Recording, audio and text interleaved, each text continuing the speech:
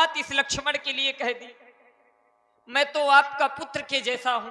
और देखिए जो गाड़ी खो गई है उस गाड़ी में भी ये कल्पना नहीं की थी कि मेरी माता मेरे लिए ऐसे वचनों का प्रयोग करेंगी। मेरा कोई स्वार्थ नहीं है माता, मैं तो अपने धर्म का पालन कर रहा था, लेकिन आज आप मुझे मेरे धर्म से विमुख कर रही हैं मां। हे मेरी मां, मेरा कोई स्वार्थ नहीं है, मेरा कोई लाभ नहीं है, मैं तो केवल अपने सेवक धर्म का पालन कर रहा हूं मैया। आप कहते हैं कि लक्ष्मण तुम मेरी रक्षा के लिए ना रुको, मेरी रक्षा के लिए स्वयं परमपिता परमात्मा है, वो परमेश्वर मेरी रक्षा करने के लिए है। एक पत्नी के लिए उसका परमेश्वर तो स्वयं पति होता है उसका, और आपके पति ही मुझको आपकी रक्षा के लिए छोड़ करके गए हैं मां, फिर भी आप ऐसी बातें कह रही हैं। मैं तो विचार नहीं कर पा रहा, ना तो मेरा मन ना ही मेरी बुद्धि ये स्वीकार करने के लिए तैयार हो रही है कि माता सीता मेरी ऐसे वचनों का प्रयोग कर रही है। हे ईश्वर, यह क्या होने वाला है? मेरी मति कार्य नहीं कर रही है, मैं क्या करूं क्या ना करूं। आज तो विषम परिस्थिति के अंतर्गत इस लक्ष्मण का जीवन खड़ा हो गया है, क्या करना चाहिए? मेरे भैया ने कहा था कि लक्ष्मण वल विवेक बुद्धि समय विचारी। समय का तात्पर्य क्या है? रक्षा करने में तो बल का प्रयोग लगता है, विवेक का प्रयोग लगता है, लेकिन समय का धरातल क्या कहता है? हाँ हाँ, मेरे भैया का यही अभिप्राय हो सकता है कि एक समय तक ही माता की रक्षा करना है, तो वह समय अवश्य ही यही हो सकता है। आप चिंता ना करें माता, मैं अवश्य जाऊंगा। मैं आपके विचारों को और प्रभु श्री राम जी के विचारों को समझ गया हूं, आज मैं सब कुछ समझ चुका हूं। आप चिंता ना करें, मैं अवश्य जाऊंगा मैया, लेकिन जाते जाते अपने धर्म का निर्वहन भी करूंगा। मेरे भैया ने कहा था बल, तो मैं बल का प्रयोग भी करके जाऊंगा। बल के रूप में, शक्ति के रूप में आश्रम के चारों ओर एक रेखा खींच करके जा रहा हूं मैया। अच्छा माता,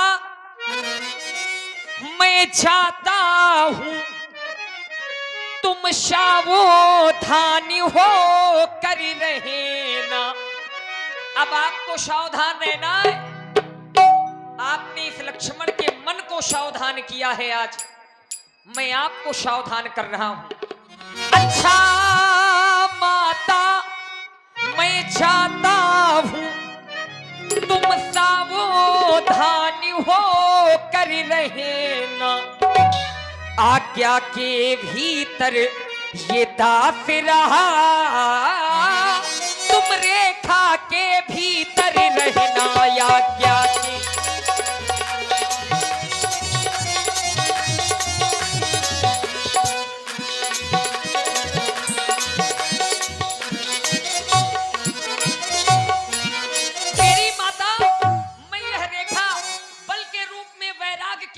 आश्रम के चारों ओर खींच करके जा रहा हूं, और यह प्रतिज्ञा करके जा रहा हूं कि संसार का कोई भी ऐसा वीर योद्धा, कोई ऐसा नाहर नहीं जन्मा है जो इस रेखा को पार करके आश्रम की ओर जा सके, और जो इस पार आएगा, जो इस पार आ जाएगा वो भस्म हो जाएगा। लेकिन इसकी एक आन है मैया, आप इस रेखा को पार मत करना, क्योंकि जिस समय आप इस रेखा को पार कर जाएंगी तो इस रेखा की शक्ति समाप्त हो जाएगी। हे पवन देव तुम साक्षी हो, हे पक्षी गणो गवाह तुम्ही, मेरे इस धर्म नाव के हे शूर देव मल्लाह तुम्ही, हे वन देवी, हे वन देवता, हे कुटी, मैं अपनी माता सीता को तुम पर सौंप रहा हूं। इनकी रक्षा करना, रक्षा करना, रक्षा करना। मेरा प्रणाम स्वीकार करें मां।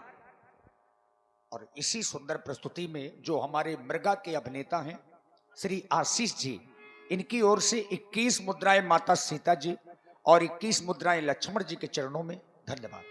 यही तो महाराज रावण चाहते थे कि कुटिया में सुनसान हो जाए, और सुनसान हो गया। लक्ष्मण भैया भी चले गए।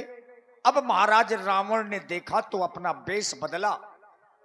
सोन बीच 10 कंधर देखा, आवा निकट जति के बेसा।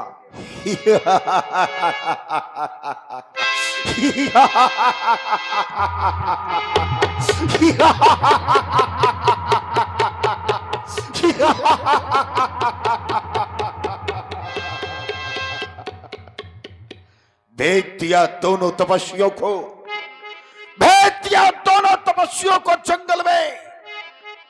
अब जानकी कुटिया में अकेली है, मेरी दृष्टि से कोई नहीं बचा सकता इसको।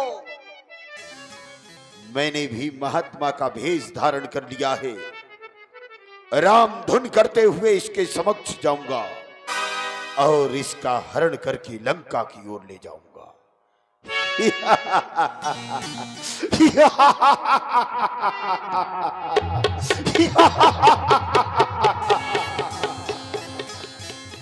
अलग निरंजन